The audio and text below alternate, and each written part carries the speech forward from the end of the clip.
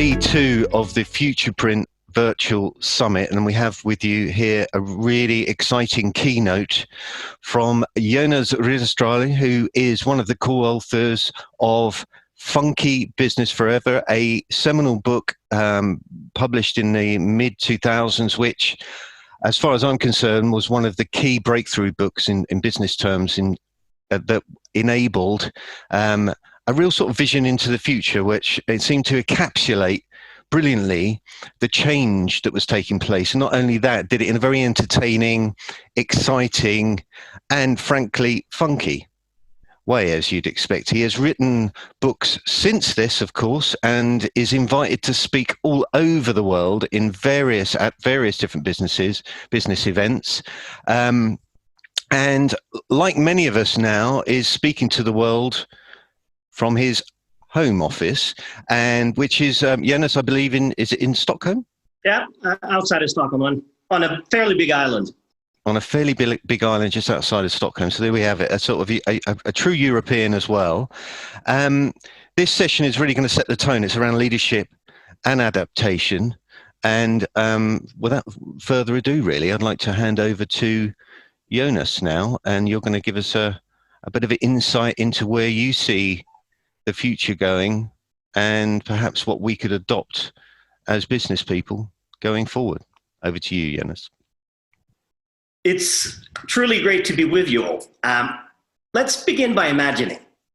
Let's imagine that we could take the entire global market economy and place it underneath one of these huge electron microscopes so that we could look into the very nucleus of the economy.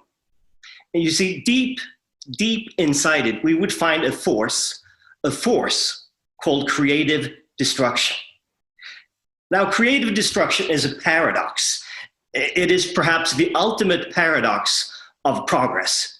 You see, as soon as we create something, per definition, we will also destroy something. Think about the little guy with electric hair, Albert Einstein. When he created his theory of relativity, he also destroyed, did he not, hundreds of years of research in the field of physics. All the old books by all the professors, their lecture notes, turned into dust by one little idea.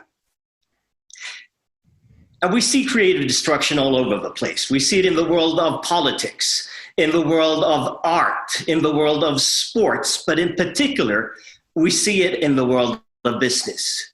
So no wonder that during the last few decades, so many once great companies have been carried off to the business world's equivalent of an elephant graveyard. And everywhere you look these days, you see creative destruction happening in front of your eyes. Think back so far this year, how many of you have bought a CD or a DVD? Think back just 5 years, and the situation looked completely different. Not only that, over the course of the last few years, we've even seen the birth of an entire new species of companies. Extremely asset-light organizations that really exploit existing capacity, all the capacity that is out there. The largest retailer in the world right now, it's the Chinese company Alibaba. And how many warehouses does Alibaba own? 0. The largest taxi fleet in the world, Uber, owns how many cars? Again, the answer is 0. Airbnb, how many hotel rooms do they own? Again, 0. An entirely new species being born as I'm speaking. Now, I guess we shouldn't be overly surprised, because if there's one thing that characterizes a market economy, it is, of course, that it constantly evolves. It goes up, it goes down, but it rarely stands still. And if we look back 40, 50, 60 years, two forces, more than any other, have driven this development. And of course, I'm thinking, number one, about digitization. And really, the event of COVID-19, from a digitization point of view, put us into a time machine, didn't it? because in just a few months, we basically got 10 years of development. We went to bed 2020 and we woke up 2030 in terms of the kind of usage we've only prior to that had been talking about. Now, if you believe that the last 20 years have been revolutionary, it's nothing compared to what will happen. Using existing technology alone, so we stop all technological development with existing technologies alone, in the next 30 years, we estimate that we can replace about 50% of all the jobs that exist in the United States of America. If we take a look at a country like China, we're closer to 80%. So we have not seen anything yet. Now, the second big driver, of course, I'm thinking about is globalization. And here, the coronavirus had the opposite kind of effect on our economy. It basically put globalization on a temporary hold. But again, if we look to 2050, some dramatic changes will have occurred. An absolute majority of the global middle class today still resides in the West, in Europe and in North America. But if we look 30 years into the future, the situation will have changed and changed dramatically, because by then an absolute majority of the global middle class will reside in Asia. And I happen to believe this is critically important, because the global middle class has a tendency to define what becomes dominant design. What is good, what is bad, what is right, what is wrong, what is beautiful, what is ugly. And historically, that has been the preserve of people in the West, but in the future, no more so. Now, creative destruction, of course, is not a new phenomenon. It's always been around. It's just that the speed with which the waves are hitting the shore has now reached unprecedented proportions. Now, so when we think about our competitive advantages, we can no longer think about them as if they were diamonds. They are no longer eternal. Instead, when you think about your competitive edge, think about it as an ice cube. It's still nice, shiny, glittery, but it's also extremely prone to melt. And if you do nothing or the wrong thing in an instant, it will be gone. So I believe our only chance of building an organization with the future is to build a company that has an evolutionary advantage, a company that has the capacity for self-renewal, an organization that changes before it has to. I'm going to spend the rest of my time with you talking about, so what are these fast forward, funky companies out there doing right now? The most innovative organizations in the world. Well, what are they doing from an organizational point of view, from a management and strategy point of view, and finally from a leadership point of view? Now, the first thing that is obvious when you look at these companies is that they're leaving behind the old idea of centralization. They no longer practice centralization. They no longer believe in the idea of concentrating power to just a few. And they're leaving this idea behind, I think, for a very simple reason. You see, it turns out that all human beings are becoming increasingly stupid. Now, let me tell you, there's good news and there's bad news, okay? So we can start with the good news. The good news you can see here, it's illustrated by the white line. It grows at a linear rate. It is there to capture the fact that over time, human beings actually become a little bit smarter. Now, we don't know why, but we can see it in the statistics. Over a 10-year period, average human IQ on the individual level increases by about 3 IQ points. The white line illustrates something that I guess many of you have been suspecting for quite some time, the fact that in all likelihood, you are a little bit smarter than your parents. It also suggests that with a very high level of probability, your kids will become a little bit smarter than you. Now, it may not seem like that right now, but we have to be patient, okay? So that was the good news. Now we can turn to the bad news. The bad news is illustrated by the red curve. As you can see, it grows not at a linear rate, but at an exponential rate. It is there to capture all the knowledge out there, all the books, all the gurus, all the stuff that you can find on the internet, the lot. And as you can see, it's growing at a much faster pace than individual knowledge. So whether we like it or not, there is a growing gap between what I know and what we know. Or put differently, we're all becoming increasingly stupid, relatively speaking. And this has a number of implications, not the least for business organizations. Because in essence, it means that the days are over when we could rely on a traditional, hierarchical, bureaucratic organization where a few people at the very top should take all the important decisions. And instead, if we look at the last 10, 15, 20 years, we've seen this dramatic growth of networks. Networks of many different kinds, many different shapes. But when you build networks in uncertain times, I think we need to look for inspiration elsewhere.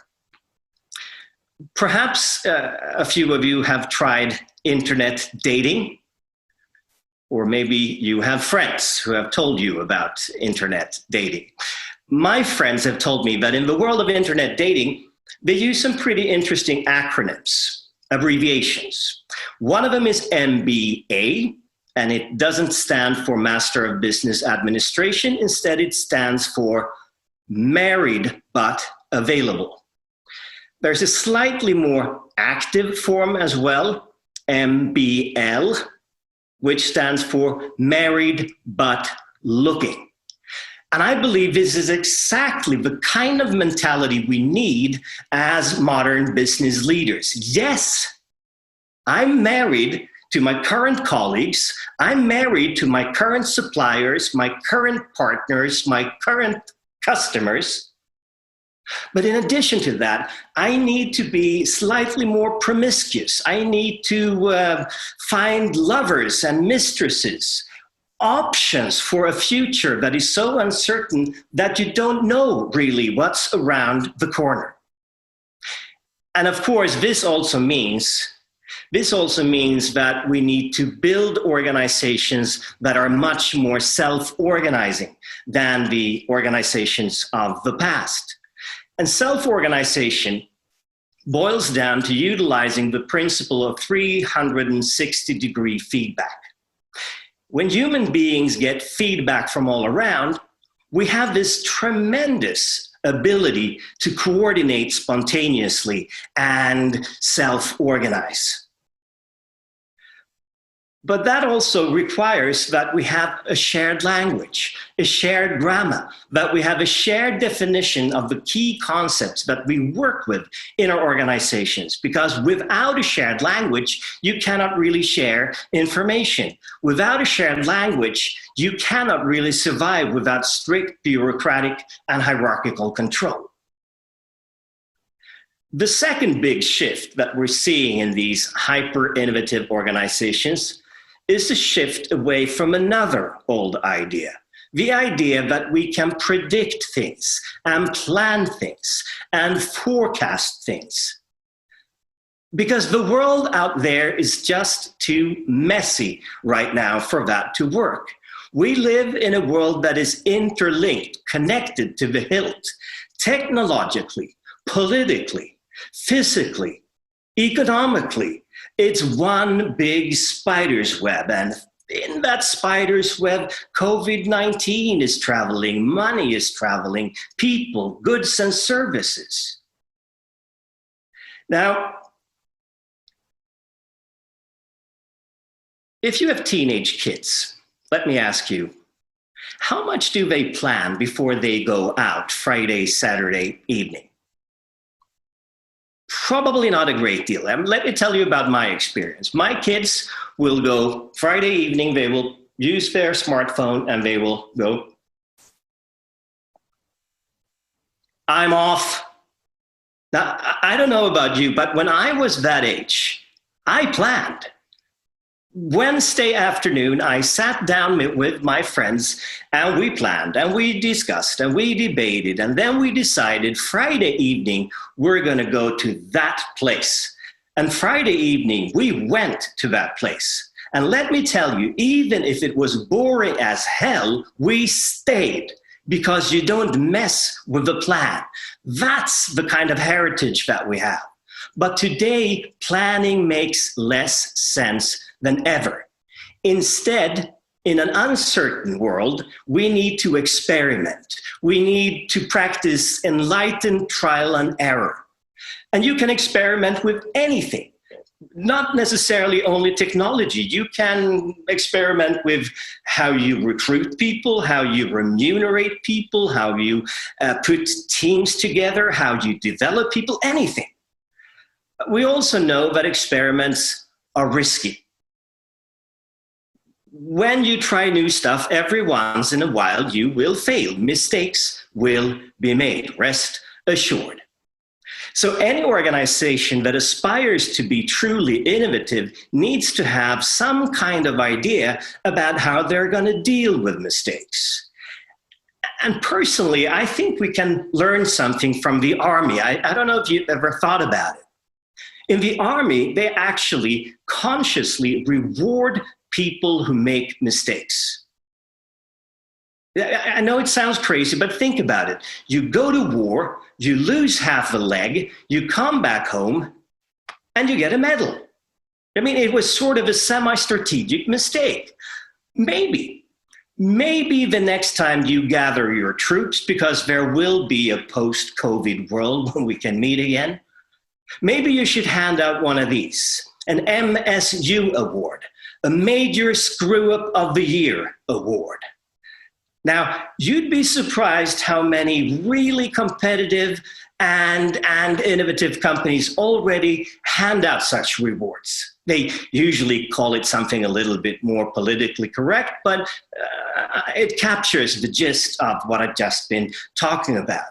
And in many cases, it is actually the CEO who accepts the first reward because it legitimizes making mistakes. Not the same mistake over and over again, but they know that in order to succeed sooner, they will have to learn how to fail faster. In such a world, obviously, we will also need to redefine what management really means. I think it's fair to say that for about a century, we defined management as the art and the science of stamping out deviance. Primarily negative deviance. But if we killed a couple of oddballs, weirdos, mavericks in the process, that was a sacrifice that we were willing to make in the name of professional management. Now, we did our very, very best to exterminate everything that was a little bit unique, special, and we created organizations that by and large in our neck of the woods looked like this. It's not exactly the kings of diversity that we're looking at right here. But things are changing now. Many of the most fast-forward type of companies that we see out there, many of them, they, instead of stamping out deviance, actually try to leverage deviance. Think about Google and think about the former CEO, now Chairman Eric Schmidt. As CEO of Google, he had a span of control of 60 people. He had 60 direct reports. Now, why the heck would you have 60 direct reports? Well, do you think he's a control freak? We can ask him, Eric, why did you have 60 direct reports? Well, his response was, if you get enough direct reports, then you can't manage them. That was the goal. Think about it. 30, yeah, no problem. You can probably have 30, 40 if you stop sleeping and you drink a lot of coffee, but 60, it can't be done on purpose. He put himself in a position in which it would be impossible for him to manage and lead Google in a traditional way. Now, why did he do that? Well, I think he was smart enough to realize that in a world in which we're all becoming increasingly stupid, he is not smart enough. to hold all the answers to all the critical questions that will determine the future of a company like Google. Now, it didn't mean that he couldn't play an important role as a leader. He could, but it was a very different role.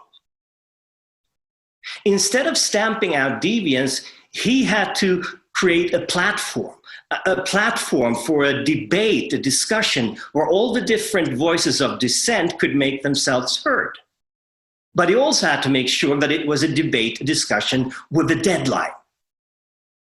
Leveraging deviance is so critical if you want innovation to happen. Now, from a practical point of view, how could you do this? Well, let me just mention one example here.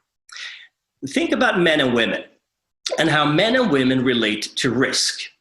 Now, which group tends to take most risk, the male group or the female group?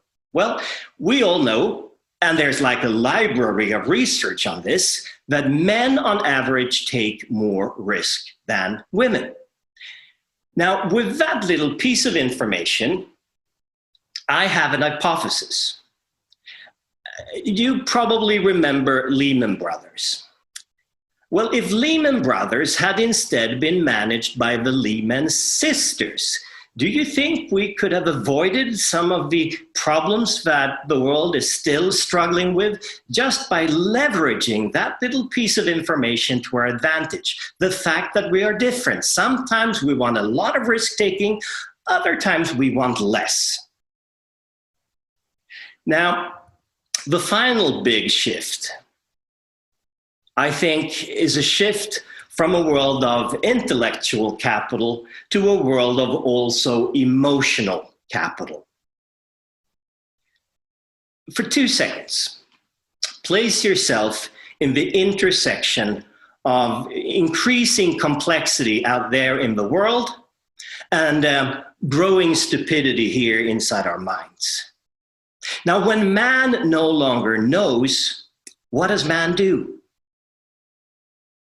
Well, I guess we can Google it, but truly, when man no longer knows, man believes.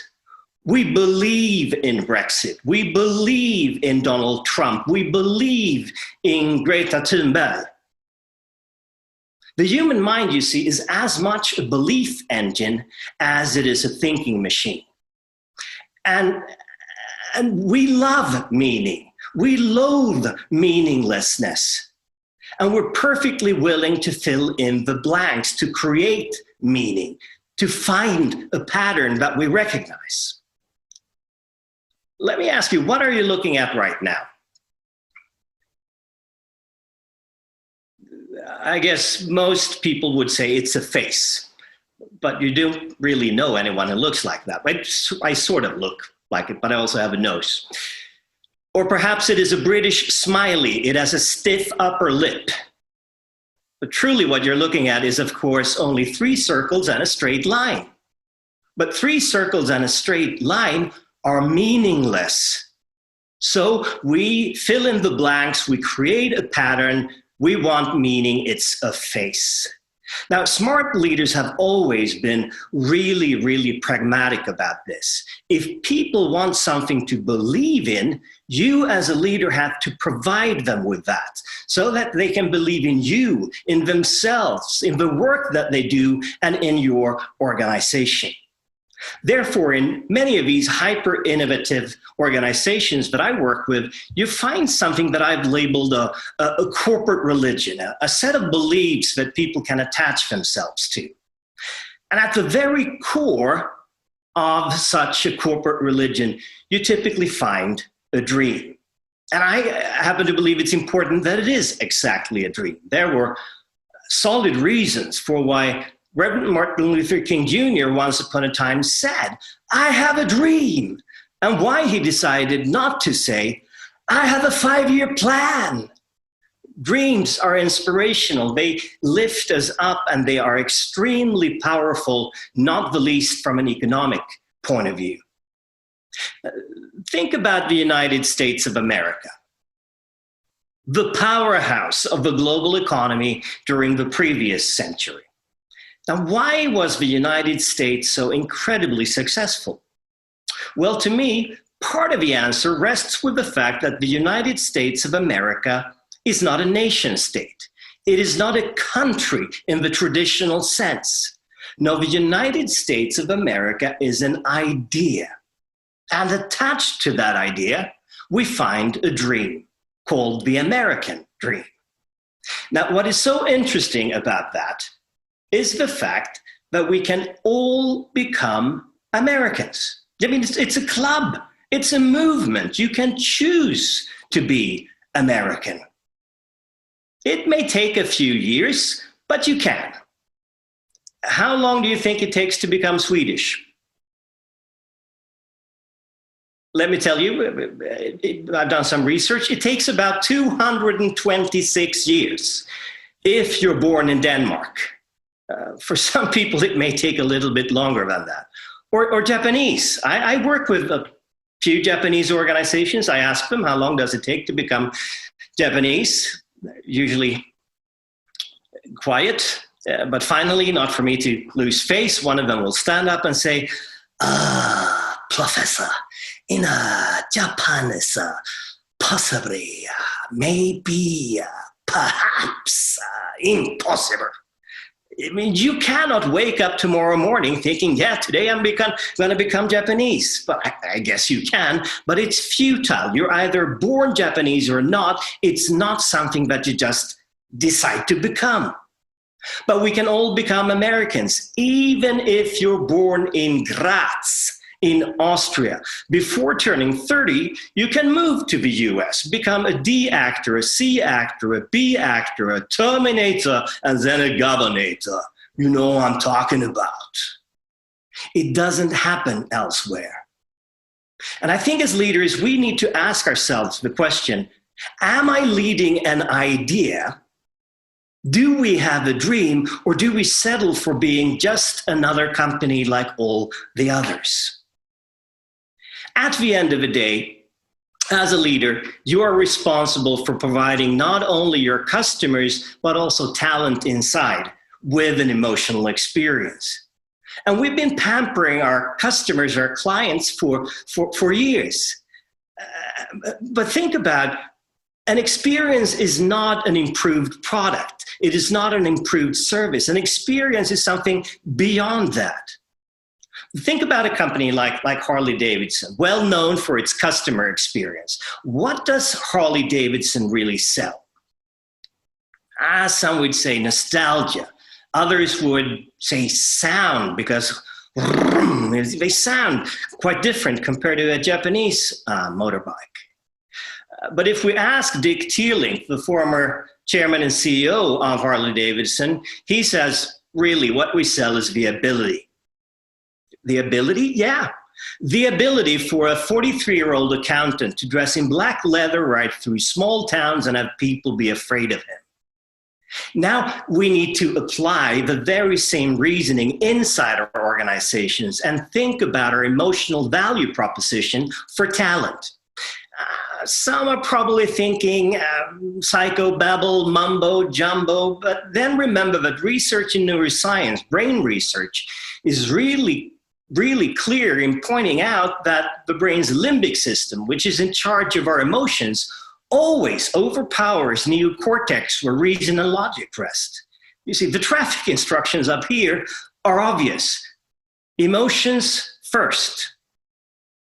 Now, why do people get married?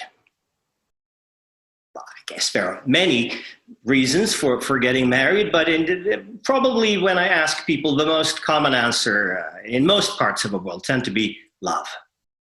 I fell in love, head over heels. Now, we use this little love criterion on more or less every important relationship in our lives. I mean, we love our football teams or ice hockey teams. We love our hobbies. We love our spouses, at least in the beginning. We love our pets. And if you can fall madly in love with a little schnauzer, shouldn't you be able to love your organization? So my question to you is, do you love? Not like, not fancy, do you love your company? Do you love your colleagues? Do they love you? Do you love your customers? And do they love you? Let's put it to a test. During the last 5 years, how many of you have ever encountered a colleague or a customer, for that matter, with your logo, with your brand tattooed on his or her body? Maybe that's the real acid test today, to build an organization with incredibly strong emotional switching costs.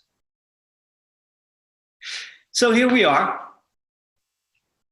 in a world, of course, now affected by COVID-19, but also a world in which I think we must at some point in time ask the question, what is the last competitive advantage of man? When we get the full force of machine learning, artificial intelligence, augmented reality, virtual reality, all the stuff that will happen during the next 30 years, if we look at digitization alone, what role is there for us, for people like you and me? And I do believe there is a role. There are certain things that the machines do not understand. The machines do not understand context and the subtleties of context. How many of you have ever Friday evening heard the following statement? Honey, do I look fat in this one? And you're supposed to say, no, you look lovely. And the machine, what will the machine say? Well, the machine will go, compared to 32% of the population in your country, you are incredibly obese. Because it doesn't understand context. It doesn't understand the necessity of white lies. The machine does not understand emotions, generosity, goodness, all the great stuff that at the end of the day makes us human. Spontaneity, decency. So my advice to you would be to have a good future. Go out there and build relationship capital. Focus on the soft stuff, because today the soft stuff is the hard stuff. Go out there and good luck. Thank you so much for listening. Thanks so much, Jonas. That was absolutely fantastic. I think you really said some really insightful things there around evolution, experimentation, experience, emotional value proposition. I loved the fact that you were breaking the rules, encouraging people to break the rules, screw up, and that the businesses really need to evolve and be evolutionary. So as well as that, diversity as well. And that's something which in the print sector at the moment, we're seeing a lot more of a push towards having more of a diverse set of people involved with business, because that provides the best possible outcome, as well as that reflects the world in which we're living. And as you've said at the beginning, it's not really 2020 at the moment, is it? It's actually 2030. So thank you so much. And I appreciate your time and input, and for setting us off on day 2 for the Future Print Virtual Summit.